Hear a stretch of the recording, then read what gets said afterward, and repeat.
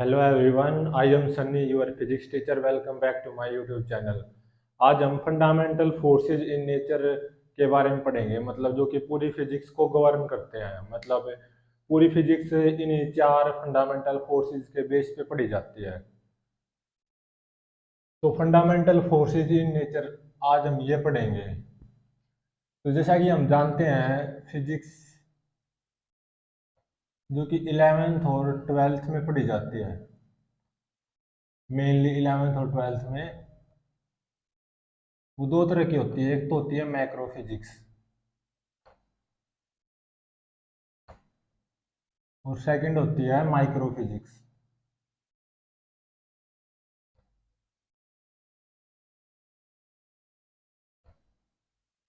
इसको हमें classical physics भी बोलते हैं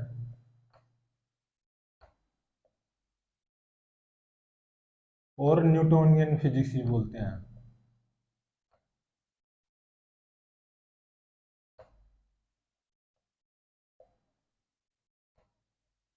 माइक्रो फिजिक्स क्या होती है? मॉडर्न फिजिक्स, जिसमें atoms, molecules, electrons, proton, neutrons and other elementary particles के बारे में पढ़ते हैं।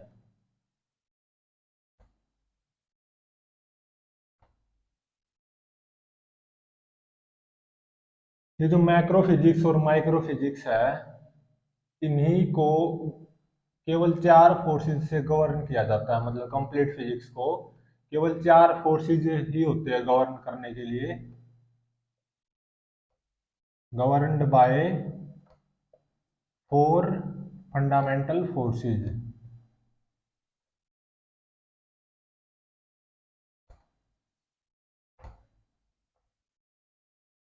In nature. मतलब जो हम 11th 12th क्लास में जो फिजिक्स पढ़ेंगे, उस पूरी फिजिक्स को हम केवल चार फंडामेंटल फोर्सेस के बेस पे एक्सप्लेन कर सकते हैं। तो वो जो फंडामेंटल फोर्सेस होते हैं, four fundamental forces in nature.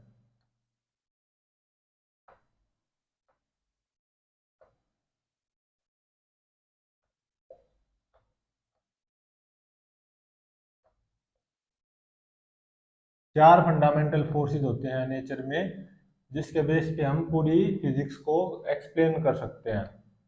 First है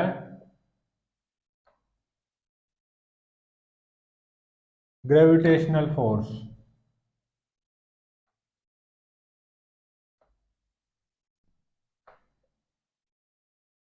और सेकंड है वीक न्यूक्लियर फोर्स।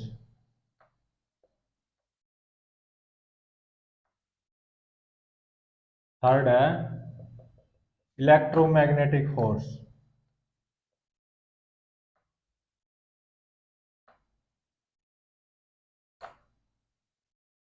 और फोर्थ है स्ट्रॉन्ग न्यूक्लियर फोर्सेज।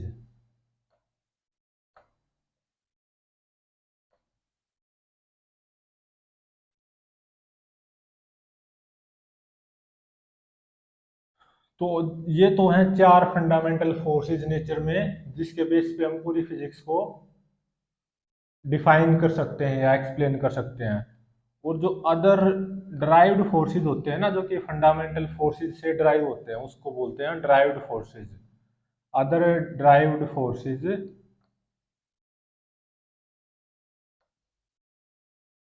होते हैं, जैसे एग्जांपल के तौर पे नॉर्मल रिएक्शन हो गया,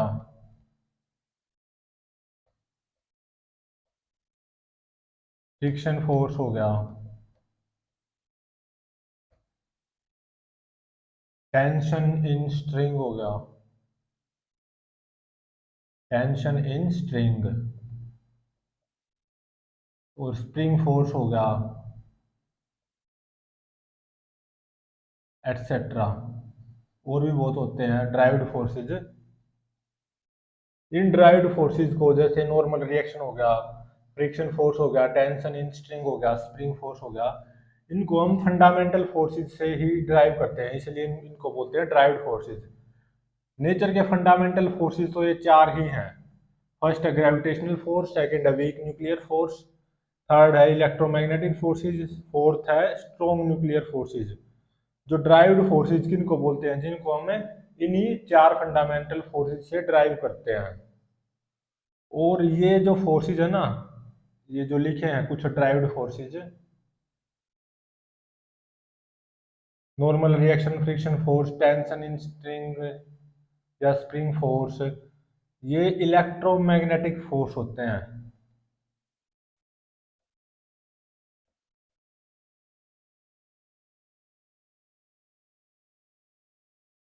ये इलेक्ट्रोमैग्नेटिक फोर्सेज होते हैं। ये जो ड्राइव्ड फोर्सेज है ना, जो ये थर्ड फंडामेंटल फोर्स है ना इलेक्ट्रोमैग्नेटिक फोर्स,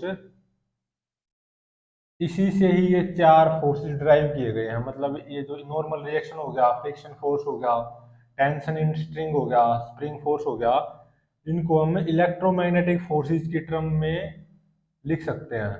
तो इनको हम इलेक्ट्रोमैग्नेटिक फोर्सेस भी बोलते हैं। जो ये मैंने कुछ ड्राइव्ड फोर्सेस लिखे हैं। तो ये जो चार फंडामेंटल फोर्सेस हैं, इनको वन बाय वन पढ़ते हैं।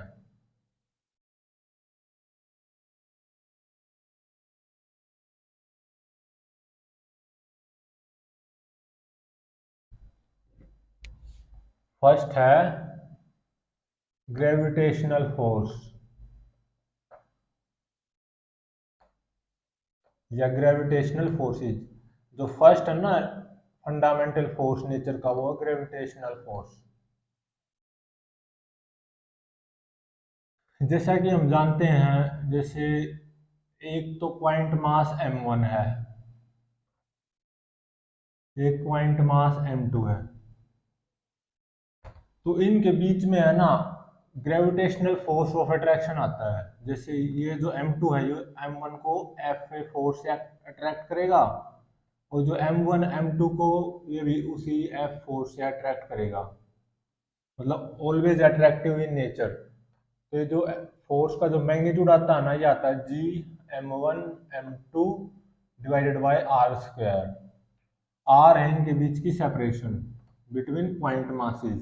m1 m2 दो पॉइंट मासेस हैं, इनके बीच की सेपरेशन अगर आर है, तो जो mutual gravitational force of attraction आएगा, ये क्या होता है, mutual gravitational force of attraction.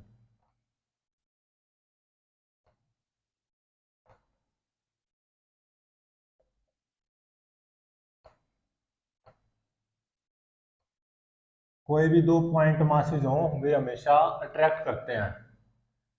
तो जो जिस फोर्स से एग्जैक्ट अट्रैक्ट करते हैं, उसका जो मैग्नीट्यूड है ये है, तो ये आता है न्यूटन्स लॉ ऑफ ग्रेविटेशन से।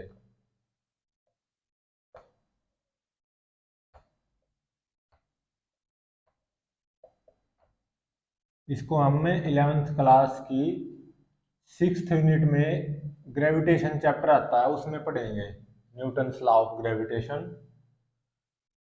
और अगर ये जो जी है, जी की वैल्यू होती है 6.67 इंटू में 10⁻⁻11 न्यूटन मीटर स्क्वायर पर केजी स्क्वायर। ये होता है यूनिवर्सल ग्रेविटेशनल कांस्टेंट।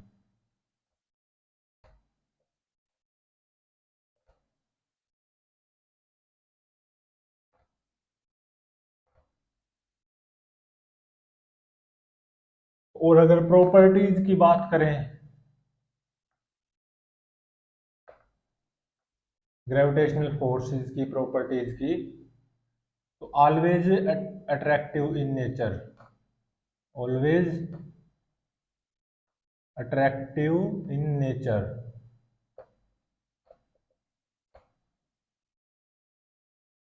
और जो सेकंड प्रॉपर्टी है, does not depend on medium in which they are placed.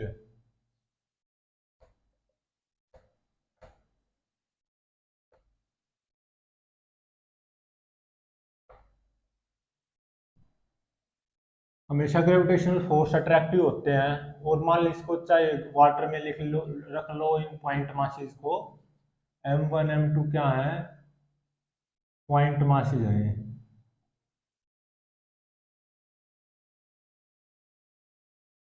चाहे पानी में रख लो चाहे वैक्यूम में रख लो, अगर इनके बीच की सेपरेशन आर है और m1 m2 मासेज हैं तो इनके बीच में जो ग्रेविटेशनल फोर्स ऑफ अट्रैक्शन आएगा वो Gm1m2/r स्क्वायर आएगा। तो ये मीडियम के इंडिपेंडेंट होता है।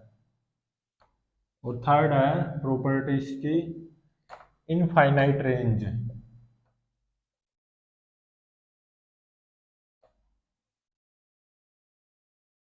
जैसा कि जो ग्रेविटेशनल फोर्स होता है वो अर्थ और मून के बीच में भी होता है।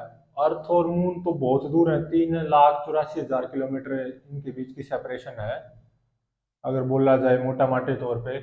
तो इतनी दूर भी ये जो अर्थ है हमारी वो मून को अट्रैक्ट कर रही है। वो रिक्वायर्ड सेंट्रीपिटल फोर्स जो रिक्वायर्ड होता है ना सर्कुलर मोशन के लिए वो प्रोवाइड कर रही है अर्थ मून मून पे। ऐसे ही मून अर्थ को अट्रैक्ट कर रहा है। तो देख लो मून और अर्थ कितने कितने दूर है लेकिन वो फिर भी अट्रैक्ट कर रहे हैं। इसके कारण न्यूटन्स लॉ ऑफ ग्रेविटेशन के कारण, इस ग्रेविटेशनल फोर्स ऑफ अट्रैक्शन के कारण। तो इनकी इनफाइनाइट रेंज होती है, मतलब बहुत दूर ऑब्जेक्ट्स जो होते हैं उनके बीच में भी ग्रेविटेशनल फोर्स ऑफ अट्रैक्शन आता है। फोर्स होता है ये कंजर्वेटिव फोर्सेज होते हैं।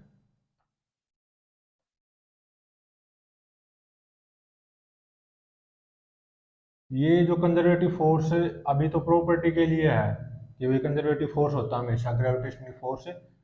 ये 11th क्लास की वर्क पावर एनर्जी जो यूनिट आएगी उसमें वर्क के बेसिस पे समझा जाता है कंजर्वेटिव और नॉन कंजर्वेटिव फोर्सेस क्या होते हैं। और फिफ्थ है ये सेंट्रल फोर्सेस होते हैं। मतलब जो इनके बीच में जो ये फोर्स ऑफ अट्रैक्शन है ना always lies on the line connecting between them.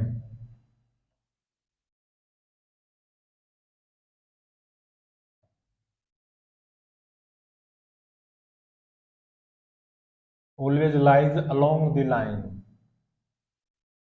Connecting between them. और जो सिक्स्थ प्रॉपर्टी है ये होती है ये ओबे इनवर्स स्क्वायर लॉ।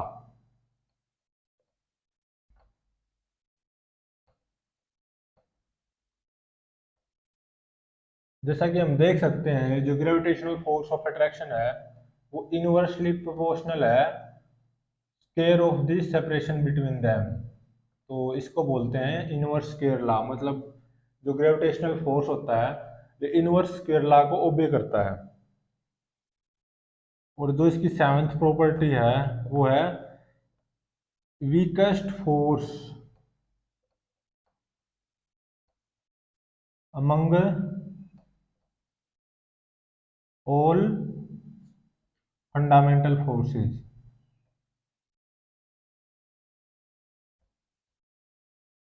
जो हमने चार फंडामेंटल फोर्सेस पढ़े थे, फर्स्ट तो यही है ग्रेविटेशनल फोर्स, सेकंड है वीक न्यूक्लियर फोर्स, थर्ड है इलेक्ट्रोमैग्नेटिक फोर्स और फिफ्थ फोर्थ है स्ट्रॉन्ग न्यूक्लियर फोर्स। इनमें चारों में सबसे वीक यही होता है ग्रेविटेशनल फोर्स। तो फर्स्ट फंडामेंटल फोर्स नेचर का वो होता है ग्रेविटेशनल फोर्स। ये mutual gravitational force of attraction होता है। m1 m2 को अट्रैक्ट करता है, m2 m1 को बाय सेम मैग्नीट्यूड f, जो कि Gm1m2/r स्क्वायर होता है। ये न्यूटन्स लॉ ऑफ ग्रेविटेशन है। और g की वैल्यू होती है 6.67 इंटू में 10⁻⁻11 न्यूटन मीटर स्क्वायर पर केजी स्क्वायर। ये यूनिवर्सल ग्रेविटेशनल कांस्टेंट होता है। और ग्रेविटेशनल फोर्सेस की जो प्रॉपर्टी होते हैं ये ऑलवेज अट्रैक्टिव होते हैं नेचर में, कभी रिपल्सिव नहीं होता ग्रेविटेशनल फोर्स। जैसे सन अर्थ को अट्रैक्ट कर रही है और अर्थ सन को भी अट्रैक्ट कर रहा है बाय सेम मैग्नीट्यूड, ऐसे ही सन सॉरी जो अर्थ है वो मून को अट्रैक्ट कर रही है और मून अर्थ को अट्रैक्ट कर रहा है। इनकी रेंज इनफाइनाइट होती है। जैसे कि देख सकते हैं सन और अर्थ के बीच की दूरी बहुत ही ज़्यादा है, बहुत इतनी ज़्यादा सोच भी नहीं सकते हम, लेकिन फिर भी सन अर्थ को अट्रैक्ट कर रही है by gravitational force of attraction. और gravitational force of attraction conservative होते हैं और ये सेंट्रल फोर्स होते हैं। मतलब सेंट्रल फोर्स का मतलब इनके बीच में जो फोर्स ऑफ अट्रैक्शन है ना, इनके बीच में लाइन ज्वाइनिंग के अलोंग ही लाई करता है। इनवर्स स्केयर लॉ को ओबे करते हैं, मतलब inversely proportional to square of the distance between them. और चारों जो फंडामेंटल फोर्सेस होते हैं नेचर के, उनमें सबसे वीक ग्रेविटेशनल फोर्स ही होता है।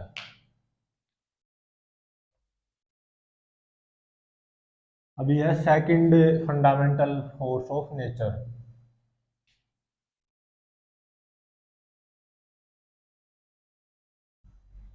और वो है वीक न्यूक्लियर फोर्स।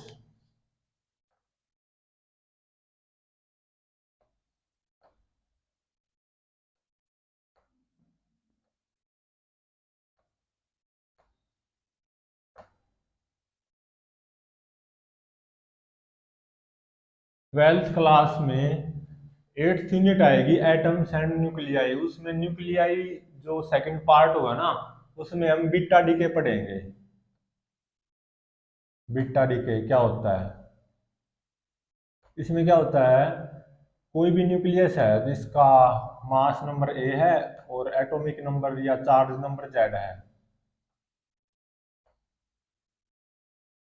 तो ये दूसरे न्यूक्लियाई में बदलता है। Y A Z plus one, plus electron निकलता है इसमें zero minus one, plus anti neutrino, plus some amount of energy release होती है। ये जो बीटा डीके होता है ना, इसको हम बीटा माइनस डीके भी बोलते हैं। तो ये न्यूक्लियाई इस न्यूक्लियाई में कन्वर्ट हो गया, और ये है इलेक्ट्रॉन,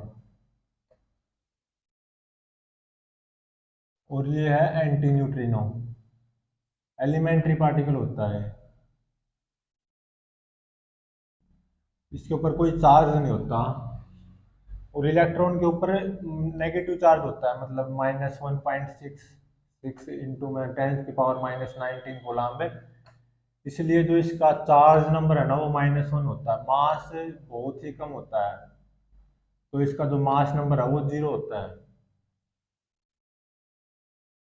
तो इसमें क्या होता है, जो बीटा माइनस डी के, जो कि 12th क्लास की 8th यूनिट के एटम्स एंड न्यूक्लियाई के सेकंड पार्ट जो न्यूक्लियाई है उसमें पढ़ते हैं ये बीटा माइनस डी के।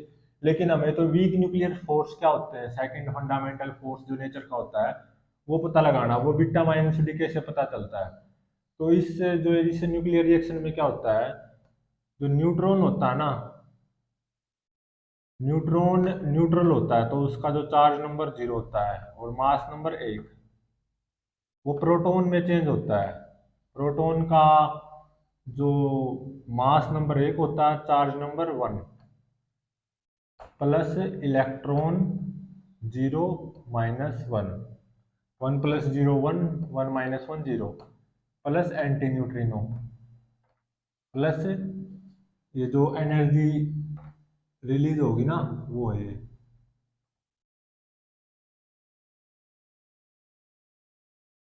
तो इनसाइड ये जो बीटा माइनस टी के में क्या होता है, जो इनसाइड न्यूक्लियस, इस न्यूक्लियस के इनसाइड न्यूट्रॉन प्रोटॉन में कन्वर्ट होता है, और एक इलेक्ट्रॉन निकलता है और एंटी न्यूट्रिनो, और some amount of energy release होती है।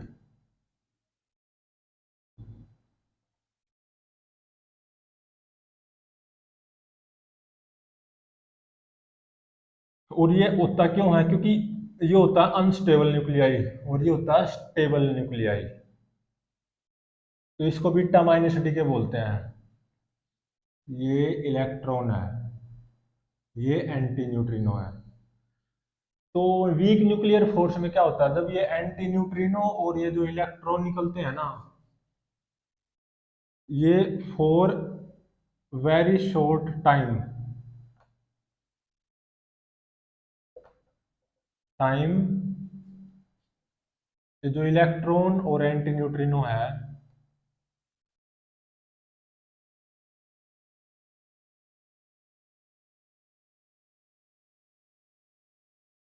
Emitted in beta minus decay, या बीटा डीके भी बोल सकते हो। बीटा माइनस डीके ये क्या करते हैं, इंटरेक्ट ईच अदर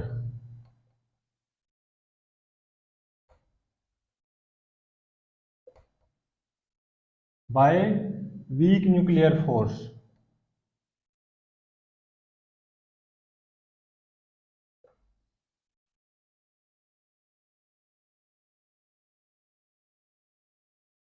तो जो बीटा माइनस डीके होता है ये 12th क्लास में समझ में आएगा, एक अनस्टेबल न्यूक्लियाई स्टेबल न्यूक्लियाई में कन्वर्ट हो जाता है by emitting electron and anti neutrino, और कुछ एनर्जी रिलीज होती है।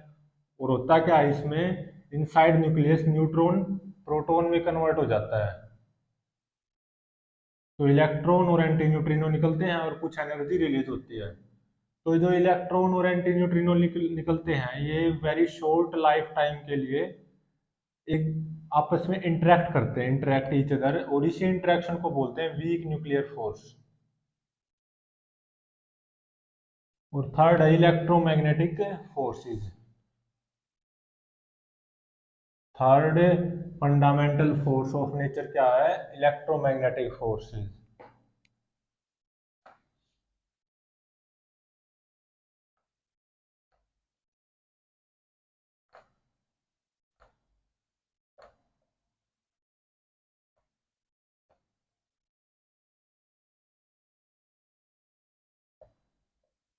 ट्वेल्थ क्लास की फर्स्ट यूनिट में हम कूलम्ब्स लॉ पढ़ते हैं। कूलम्ब्स लॉ, इसमें क्या होता है, दो चार्जेस होते हैं Q1 और Q2, रेस्ट पे होते हैं दोनों। ये भी रेस्ट पे यहाँ पे, और ये भी रेस्ट पे है। और मान लें इनके बीच की सेपरेशन है R। तो मान लो ये दोनों पॉजिटिव चार्ज है, ये भी पॉजिटिव चार्ज है और ये भी पॉजिटिव चार्ज है। तो ये पॉजिटिव पॉजिटिव चार्ज क्या करते हैं, रिपेल। इनफैक्ट जो लाइक चार्जेस होते हैं ना, लाइक चार्जेस मतलब एक जैसे, पॉजिटिव पॉजिटिव हो या नेगेटिव नेगेटिव, तो रिपेल करते हैं, like charges repel.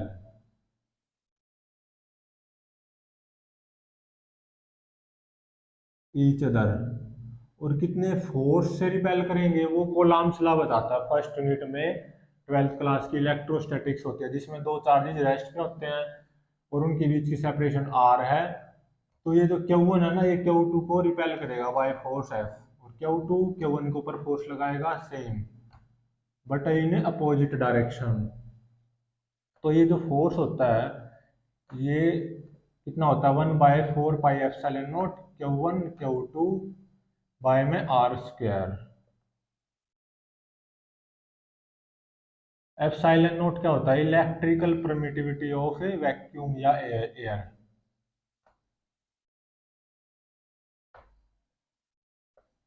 Permittivity of a vacuum बोल दो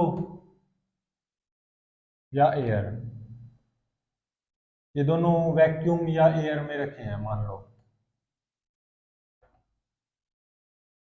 इसी तरह जो नेगेटिव चार्जेज आएंगे दो, जैसे -Q1 और -Q2, ये भी नेगेटिव चार्ज है और ये भी नेगेटिव है, तो इनके बीच की सेपरेशन अगर R है तो Q2 Q1 को रिपेल करेगा बाय फोर्स F, और Q1 Q2 को रिपेल करेगा, रिपल्सन फोर्स लगाएगा Q1 Q2 के ऊपर इस डायरेक्शन में F है। तो उसका मैग्नीट्यूड अगेन यही होगा, ये वैक्यूम एयर में रखे गए हैं। और बात रही अनलाइक चार्जेज,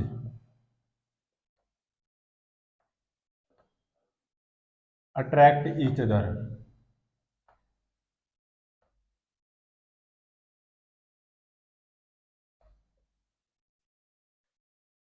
और 1/4 पाई एप्सिलॉन नॉट की वैल्यू होती है 9 × 10⁹ न्यूटन मीटर स्क्वायर पर कूलम्ब स्क्वायर। अब आई अनलाइक चार्जेस, मतलब यहाँ पे मान लो पॉजिटिव चार्ज है, यहाँ पे नेगेटिव है, मतलब पॉजिटिव पॉजिटिव या नेगेटिव नेगेटिव नहीं होनी चाहिए, अनलाइक होने चाहिए। तो ये मान लो Q1 चार्ज है, ये माइनस Q2 चार्ज है, और इनके बीच के सेपरेशन है R। तो ये जो नेगेटिव चार्ज इस पॉजिटिव चार्ज को क्या करता है, अट्रैक्ट F से ही, ऐसे ये पॉजिटिव नेगेटिव चार्ज को सेम मैग्नीट्यूड से अट्रैक्ट करेगा F से।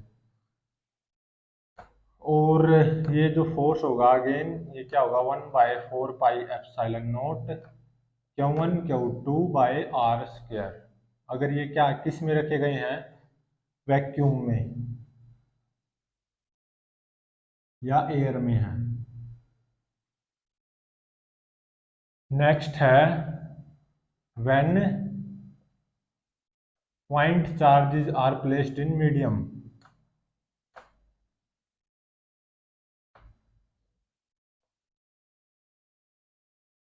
इन a medium,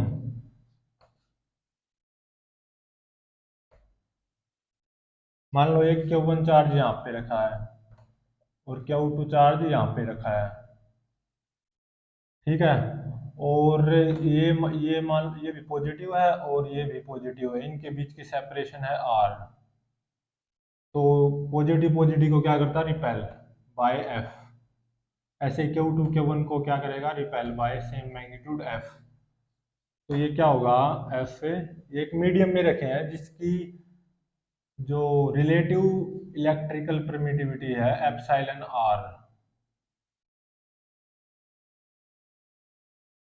electrical permittivity of medium.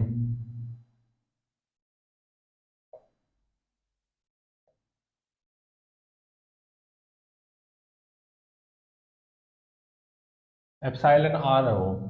तो ये फोर्स क्या आएगा, 1/4 pi epsilon Q1 Q2 by में R²। और जो ये एप्सिलॉन है ना, ये है electrical permittivity of medium in which these two point charges are placed. Electrical permittivity of medium in which these two point charges are placed. तो ये F आएगा 1/4 पाई। एप्सिलॉन की वैल्यू क्या होगी, जैसे ये जो एप्सिलॉन R है ना, relative electrical permittivity of medium, ये जो एप्सिलॉन R होता है एप्सिलॉन बाय में एप्सिलॉन नॉट, मतलब electrical permittivity of medium divided by electrical permittivity of vacuum. तो ये जो है इनका जो रेशियो है वो होता है relative electrical permittivity of medium. तो एप्सिलॉन आ जाएगा यहाँ से, एप्सिलॉन R इंटू में एप्सिलॉन Q1 Q2 बाय में R²।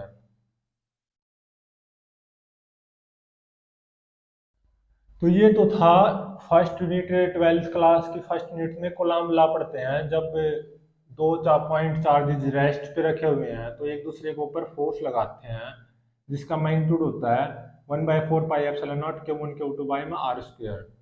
अगर लाइक चार्जेज हैं, मतलब पॉजिटिव पॉजिटिव या नेगेटिव नेगेटिव, तो वे रिपेल करेंगे एक दूसरे को बाय दिस फोर्स। अगर अनलाइक चार्जेस हैं तो वो एक दूसरे को अट्रैक्ट करेंगे बाय दिस फोर्स। ये इन फोर्सेस को बोलते हैं electrostatic forces. These forces are called electrostatic forces.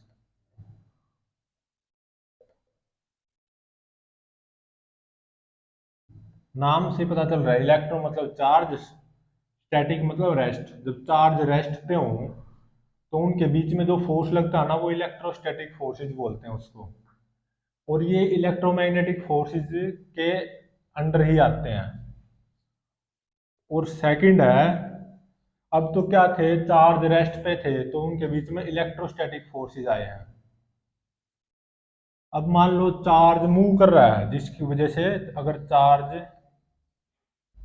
क्या हो, इन मोशन हो, जिसकी वजह से बनता है करंट। और करंट क्या प्रोड्यूस करता है, magnetic field.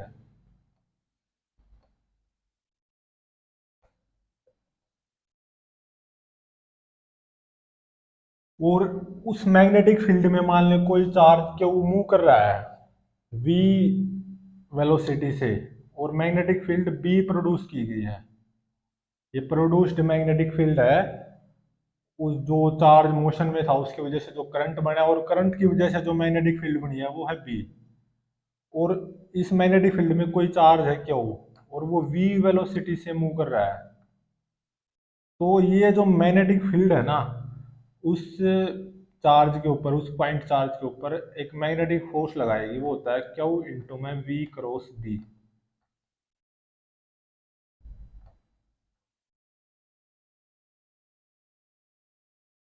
This is the magnetic force applied by this magnetic field on that point charge which is moving with velocity v in the magnetic field b। तो ये होते हैं इलेक्ट्रोमैग्नेटिक फोर्सेज, जो कि third fundamental force है nature का, और जो कि ये तो मेनली ट्वेल्थ क्लास में डिस्कस होते हैं, इलेक्ट्रोस्टैटिक फोर्सेज और magnetic force on moving point charge.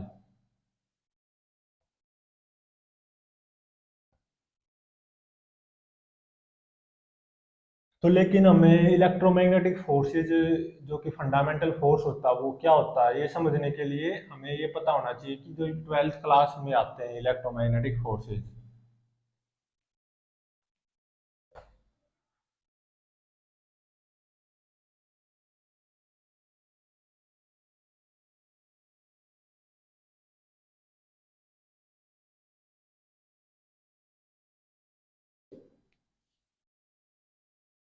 कुछ कॉन्टैक्ट फोर्स हैं जैसे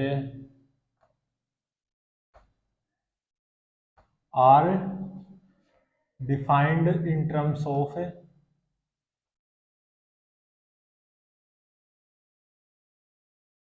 इलेक्ट्रोमैग्नेटिक फोर्सेज,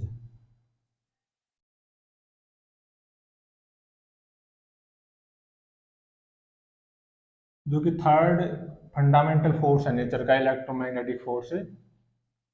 तो कॉन्टैक्ट फोर्सेज को है ना इलेक्ट्रोमैग्नेटिक फोर्सेज की टर्म्स में डिफाइन किया जाता है। मतलब जो कुछ कॉन्टैक्ट फोर्स होते हैं वो इलेक्ट्रोमैग्नेटिक फोर्स ही होते हैं। ये जो कॉन्टैक्ट फोर्स होते हैं ना ड्राइव्ड फोर्स होते हैं,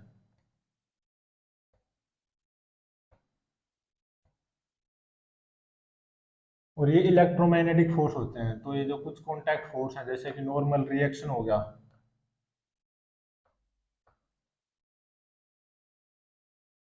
और जैसे फ्रिक्शन फोर्स हो गया,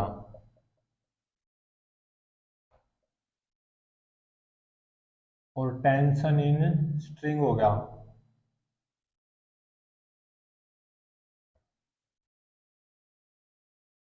और फोर्स जैसे स्प्रिंग फोर्स हो गया।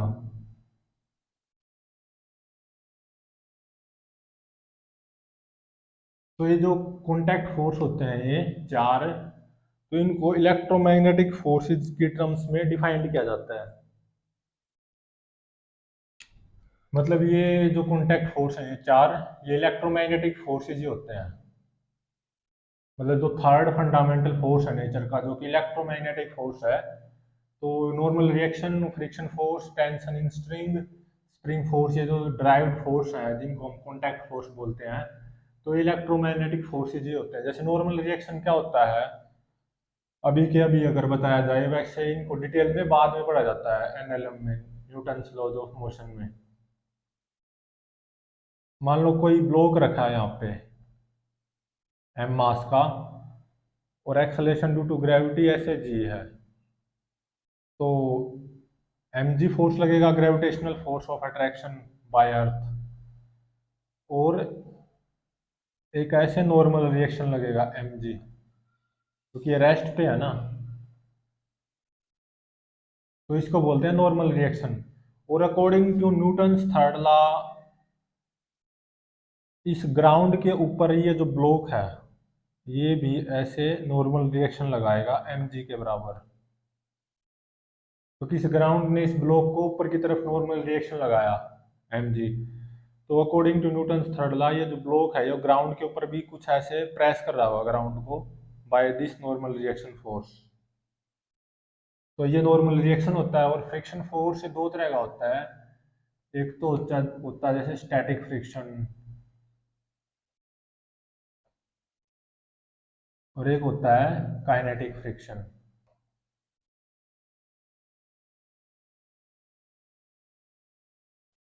स्टैटिक फ्रिक्शन क्या होता है? When there is no relative motion between surfaces.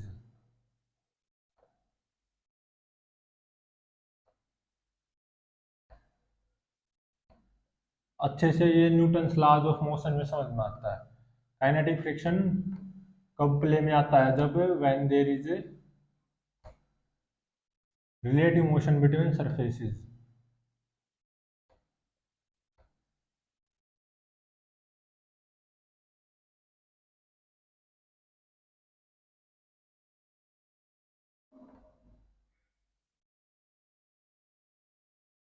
When there is no relative motion between surfaces, या नो स्लिपिंग। और ये या स्लिपिंग हो सरफेसेस के बीच में, तब काइनेटिक फ्रिक्शन आता है। जब कोई स्लिपिंग ना हो बिटवीन सरफेसेस तो आता है स्टैटिक फ्रिक्शन। एग्जाम्पल के तौर पे अगर हम देखें, जैसे 2 kg का ब्लॉक है, ये न्यूटन लॉज ऑफ मोशन जिसने कर रखा होगा उसी को समझ में आएगा। और कोफिशिएंट ऑफ स्टैटिक फ्रिक्शन मान लो 0.2, या कोफिशिएंट ऑफ फ्रिक्शन 0.2। अगर मान लो इसके ऊपर 2 न्यूटन फोर्स लगा रखा है ना, तो 2 दूनी 4। तो लिमिटिंग फ्रिक्शन फोर्स और काइनेटिक फ्रिक्शन फोर्स की वैल्यू क्या आएगी? 2 दूनी 4, 4 न्यूटन। और जो ड्राइविंग फोर्स है 2 न्यूटन, वो 4 न्यूटन से कम है, तो इसका मतलब ये ब्लॉक रेस्ट पे ही रहेगा, एक्सलरेट नहीं करेगा। तो 2 न्यूटन इस तरफ है तो 2 न्यूटन इस तरफ आएगा, और ये क्या होगा? फ्रिक्शन फोर्स होगा। और कौन सा होगा ये? Static friction force. Static friction force adjustable होता है, वो 0 से लिमिटिंग फ्रिक्शन फोर्स तक अपनी वैल्यू को एडजस्ट कर सकता है। और काइनेटिक फ्रिक्शन जैसे इसी ब्लॉक के ऊपर मान लो मैं कोफिशिएंट ऑफ फ्रिक्शन 0.2 है, और लिमिटिंग फ्रिक्शन फोर्स और काइनेटिक फ्रिक्शन फोर्स दोनों की वैल्यू 4 न्यूटन आएगी। मान लो मैं 8 न्यूटन फोर्स लगा दूं, 8 न्यूटन 4 न्यूटन से ज़्यादा है, तो काइनेटिक फ्रिक्शन की फोर्स की वैल्यू होती है फिक्स, काइनेटिक फ्रिक्शन के बराबर 4 न्यूटन। तो 8 में से 4 गया, 4, 4 भाग में 2, 2, तो 2 मीटर पर सेकेंड स्क्वायर से ये एक्सलरेट कर जाएगा। तो यहाँ पे नो स्लीपिंग है, और यहाँ पे एक्चुअली स्लीपिंग है, एक्सलरेट कर रहा है ब्लॉक इस सरफेस के ऊपर, ग्राउंड के ऊपर। तो काइनेटिक फ्रिक्शन आएगा। और टेंशन स्ट्रिंग में क्या होती है? जैसे मान लो छत पे कोई रस्सी ऐसे बांध दी, और यहाँ पे मान ले 2 kg ब्लॉक लटका दिया, तो रस्सी टाइट हो जाती है। आपने देखा होगा रस्सी में टाइटनेस आ जाती है, तो वो टाइटनेस होती है ना, डिग्री ऑफ टाइटनेस है, वो टेंशन ही होती है उसके अंदर। तो एक तो इसके ऊपर लगेगा 20 न्यूटन फोर्स, और ये ब्लॉक रेस्ट पे भी है, तो इसका मतलब ऊपर 20 न्यूटन फोर्स लग रहा होगा इसके ऊपर। तो ये जो 20 न्यूटन आया ना, ये है टेंशन इन स्ट्रिंग।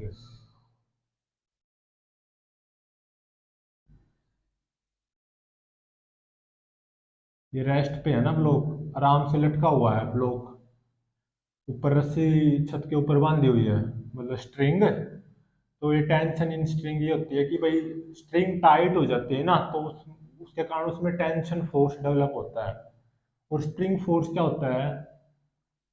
जैसे हमेशा जो स्प्रिंग है ना, नेचुरल लेंथ में रहना चाहता है, लेकिन अगर स्प्रिंग में इलोंगेशन या कंप्रेशन हो, तो वो नेचुरल लेंथ में आने की पूरी कोशिश करता है, उसके कारण वो उसके अंदर स्प्रिंग फोर्स डेवलप होता है।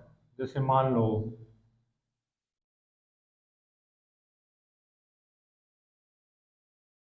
अभी तो ये जो स्प्रिंग है ना, ये क्या है? नेचुरल लेंथ में है। अगर मैं इस ब्लॉक के ऊपर ऐसे कुछ फोर्स लगाऊं, और इसको क्या कर दूं? कंप्रेस कर दूं,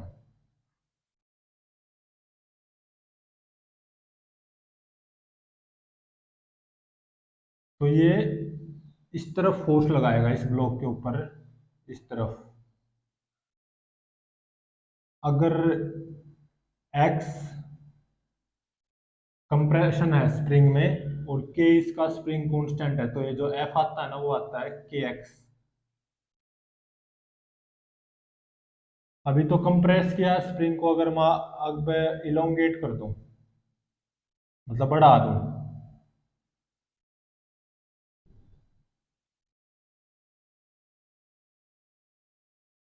के मान लो इसका स्प्रिंग कांस्टेंट है और ये नेचुरल लेंथ थी। अब नेचुरल लेंथ से क्या कर दिया, मैंने स्प्रिंग को इलोंगेट कर दिया बाय एक्स। तो स्प्रिंग इस ब्लॉक को अपनी तरफ खींचेगा, इस तरफ, मतलब नेचुरल लेंथ में ही हमेशा रहना चाहता है स्प्रिंग। तो ये इस ब्लॉक के ऊपर वो ऐसे फोर्स लगाएगा यार, तो वो क्या आएगा के एक्स, वेयर के इज स्प्रिंग कांस्टेंट। वैसे इसको अभी समझने की जरूरत नहीं है, बाद में डिटेल डिटेल में पढ़ा जाता है। लेकिन हमें ये बताना था कि भाई इलेक्ट्रोमैग्नेटिक फोर्सेज कॉन्टैक्ट फोर्सेज भी होते हैं। मतलब कॉन्टैक्ट फोर्स जो कि ड्राइव्ड फोर्स है, ये चार होते हैं contact forces.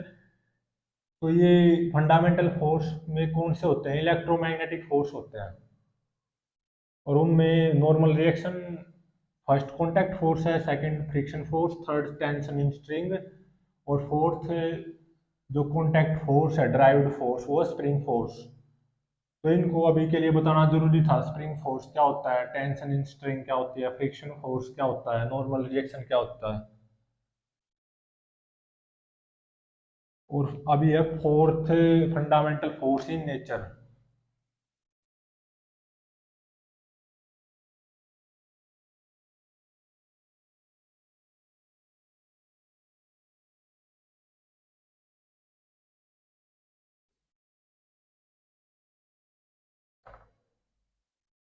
Fourth fundamental force होता है नेचर का स्ट्रॉन्ग न्यूक्लियर फोर्सेस।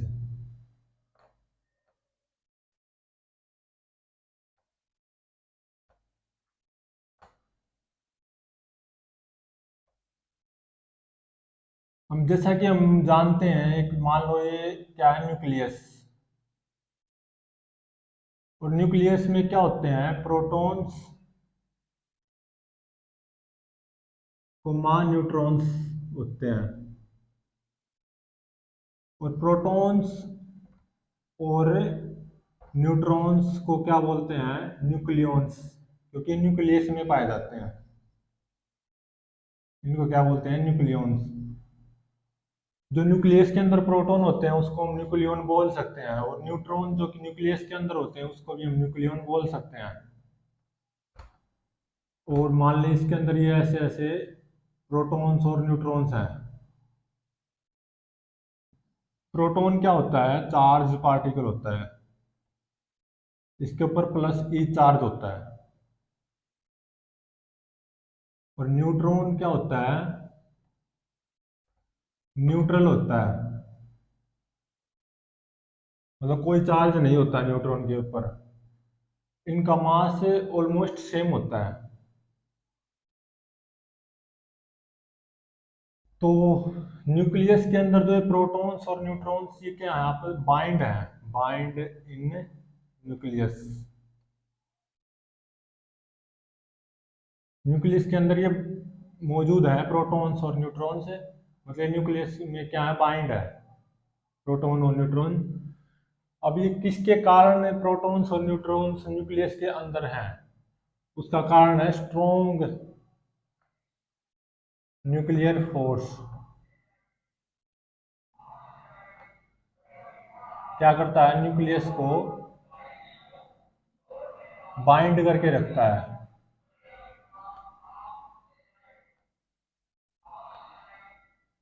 मतलब न्यूट्रॉन्स और प्रोटॉन्स हो, या प्रोटॉन प्रोटॉन हो, या neutron neutron, in fact between nucleons,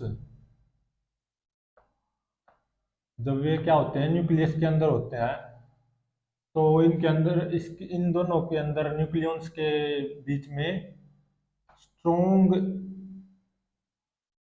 nuclear force of attraction आता है।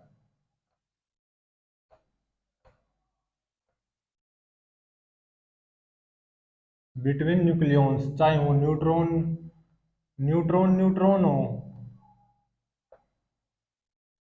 चाहे वे प्रोटॉन प्रोटॉन हो या प्रोटॉन न्यूट्रॉन हो, दोनों न्यूक्लियन है, ये भी न्यूक्लियन है, ये भी न्यूक्लियन है, तो इनके बीच में strong nuclear force of attraction के कारण ये जो न्यूक्लियस है ना, ये बाइंड होता है, मतलब बंधा रहता है, मतलब इससे बाहर न्यूक्लियंस नहीं जा पाते strong nuclear force of attraction के कारण। और न्यूट्रॉन न्यूट्रॉन, प्रोटॉन प्रोटॉन और प्रोटॉन न्यूट्रॉन, इनके बीच में जो strong nuclear force of attraction है वो सेम आएगा। मतलब जो न्यूक्लियर फोर्स होते हैं, strong nuclear force are independent of charge, इससे पता चला हमें, क्योंकि न्यूट्रॉन तो न्यूट्रल है, प्रोटॉन के ऊपर पॉजिटिव चार्ज है, तो देख लो न्यूट्रॉन न्यूट्रॉन दोनों न्यूट्रल हैं, न्यूक्लियंस तो हैं लेकिन दोनों न्यूट्रल हैं, तो इनके बीच में भी उतना ही स्ट्रॉन्ग फोर्स, न्यूक्लियर फोर्स आएगा, और इनके बीच में भी इतना ही आएगा, प्रोटॉन न्यूट्रॉन के बीच में भी इतना ही आएगा। तो strong nuclear force are independent of charge.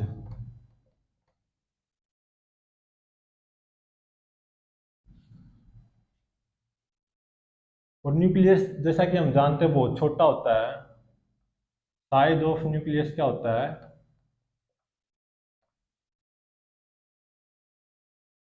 1 Fermi के बराबर होता है, जिसको फेम्टोमीटर बोलते हैं, 10⁻⁻⁻⁰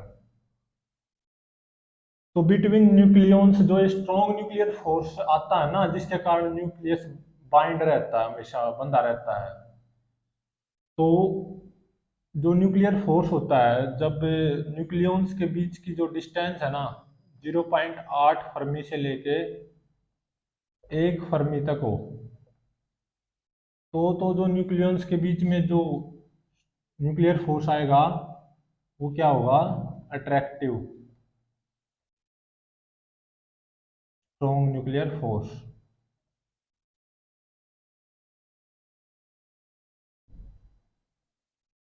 और अगर न्यूक्लियंस के बीच की जो सेपरेशन है वो 0.8 फर्मी से कम हो, तो यही जो स्ट्रॉन्ग न्यूक्लियर फोर्स होता है ये रिपल्सिव हो जाता है।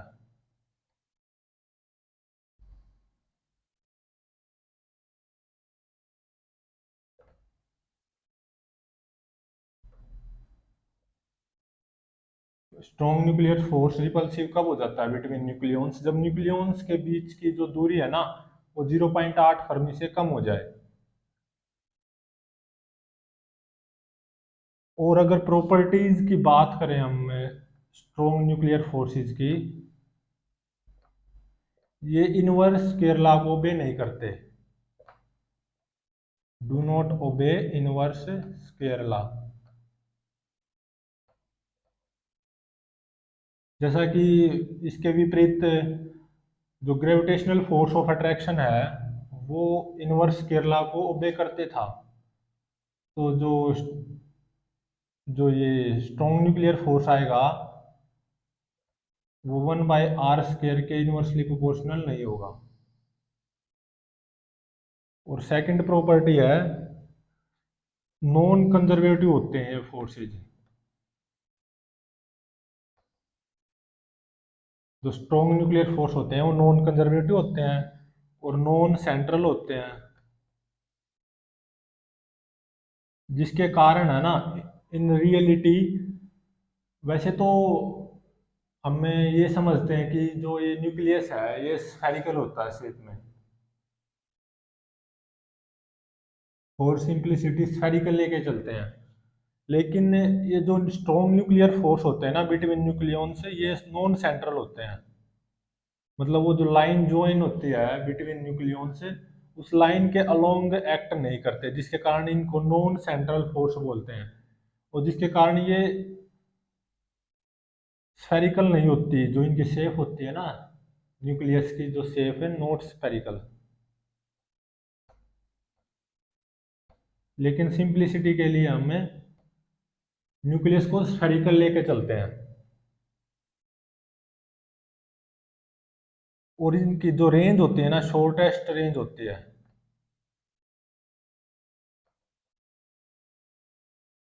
जैसा कि देख सकते हैं हम, न्यूक्लियस का साइज बहुत कम है, 10⁻⁻15 मीटर के ऑर्डर का है। और न्यूक्लियन से न्यूक्लियस के अंदर ही पाए जाते हैं, प्रोटॉन और न्यूट्रॉन्स को न्यूक्लियंस न्यूक्लियंस बोला हमने। तो ऑलरेडी इसका साइज इतना कम है, तो ये जो स्ट्रॉन्ग न्यूक्लियर फोर्स है कब आएंगे, जब बिटवीन न्यूक्लियन से सेपरेशन बहुत ही कम हो, मतलब एक फर्मी से कम हो। तो इसके कारण इनकी जो रेंज होती है ना, शॉर्टेस्ट रेंज होती है। और ये जो स्ट्रॉन्ग न्यूक्लियर फोर्स होते हैं, ये स्ट्रोंगेस्ट होते हैं अमंग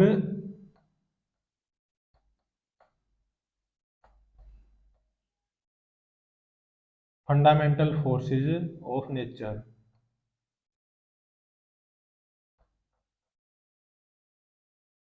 जो हमने 4 फंडामेंटल फोर्सेस पढ़े हैं नेचर के, फर्स्ट था gravitational force, second weak nuclear force, third electromagnetic force, fourth strong nuclear force. उन चारों में सबसे ज़्यादा जो स्ट्रॉन्ग होता है ना, वो होता है फोर्थ, मतलब स्ट्रॉन्ग न्यूक्लियर फोर्स।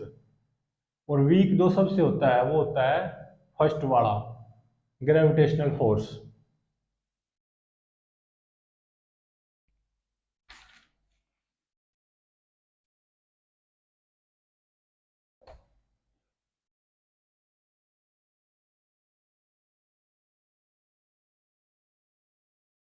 अभी टेबल बना के ये जो चारों फंडामेंटल फोर्स है नेचर के, जो हमने पढ़े हैं अभी तक, इनको कंपेयर करते हैं by using table.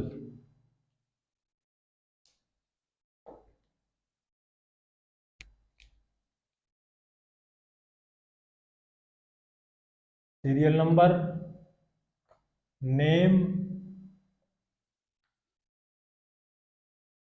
Relative strength,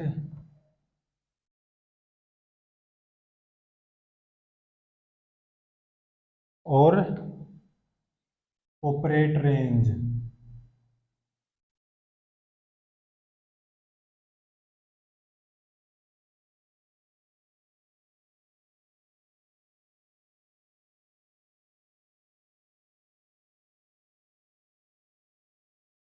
first, second, third, fourth.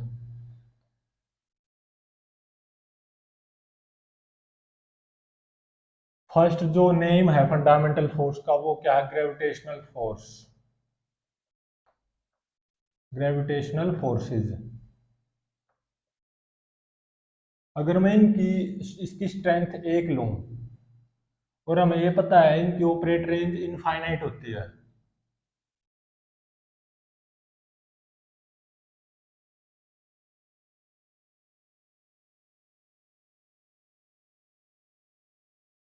ये है रेंज, यहाँ पे आएगी रेंज।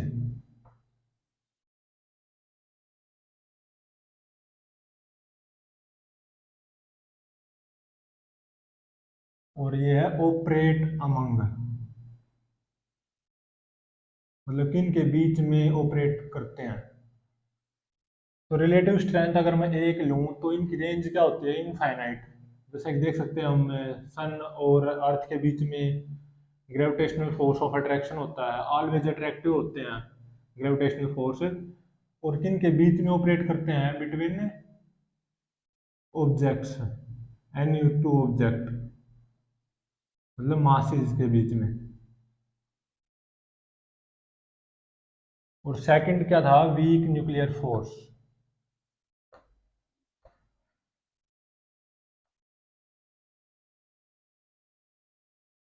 तो अगर स्ट्रेंथ मैंने ग्रेविटेशनल फोर्स की 1 ली है, तो रिलेटिव स्ट्रेंथ है उसी के अकॉर्डिंग वीक न्यूक्लियर फोर्स की आती है 10⁻25। और इनकी रेंज जो होती है, वो होती है सब न्यूक्लियर, मतलब वेरी शॉर्ट, 10⁻16 मीटर। और ये किस किस किस के बीच में ऑपरेट होता है वीक न्यूक्लियर फोर्स, जैसा कि हमने देखा था 12th क्लास में, 8th यूनिट होती है एटम्स एंड न्यूक्लियाई। न्यूक्लियाई के अंदर बीटा माइनस डी के होता है, और उसमें इलेक्ट्रॉन और एंटी न्यूट्रिनो निकलता है। उनके बीच में वेरी शॉर्ट लाइफ टाइम के लिए जो इंटरेक्शन होती है उसको बोलते हैं वीक न्यूक्लियर फोर्स। तो ये किस किस के बीच में ऑपरेट करता है? Between electron and anti neutrino. और थर्ड था इलेक्ट्रोमैग्नेटिक फोर्स।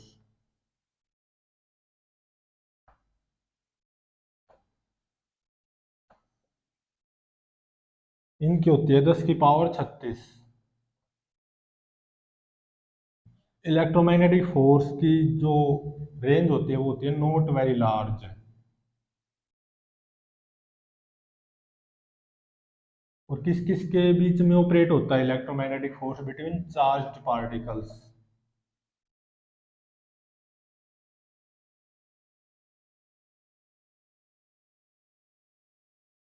और फोर्थ है स्ट्रॉन्ग न्यूक्लियर फोर्स।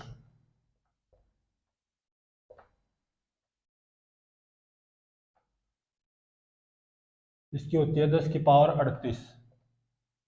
और जो इसकी जो रेंज होती है वो होती है वेरी शॉर्ट। न्यूक्लियस के अंदर न्यूक्लियॉन्स पाए जाते हैं और न्यूक्लियॉन्स के अंदर ही बीच में ही स्ट्रॉन्ग न्यूक्लियर फोर्स आता है। तो जो इनकी रेंज होती है वेरी शॉर्ट।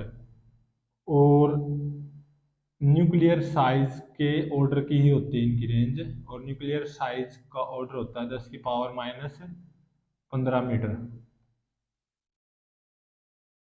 और ये किस किस के बीच में ऑपरेट होते हैं? Between nucleons.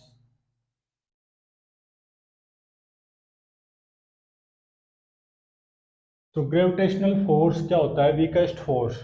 और स्ट्रॉन्ग न्यूक्लियर फोर्स जो कि फोर्थ फंडामेंटल फोर्स है नेचर का, वो होता है स्ट्रॉन्गेस्ट फोर्स।